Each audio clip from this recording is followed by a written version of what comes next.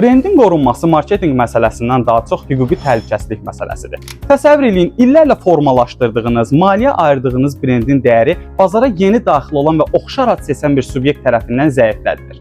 Belə olan halda sizin reputasiyanız zəifləyir və bu haqsız rəqabətə səbəb olur. Məsələn, Starbucks kimi böyük qlobal şirkətlər oxşar ad seçən kiçik subyektlərə qarşı hüquqi müdafiə mexanizmlərindən istifadə edirlər.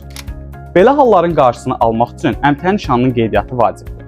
Əmtəə nişanı bir müəssisənin fərqləndirici elementidir və bazarda identifikasiya funksiyasını həyata keçirir. Onun əsas funksiyalarından biri də istehlakçı çaşqınlığının aradan qaldırılmasıdır.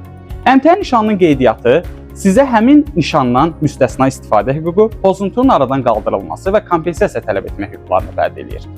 Lakin qeydiyyat özlüyündə kifayət deyil. Düzgün sinif seçimi, düzgün müdafiə strategiyası və monitorinq də labüddür.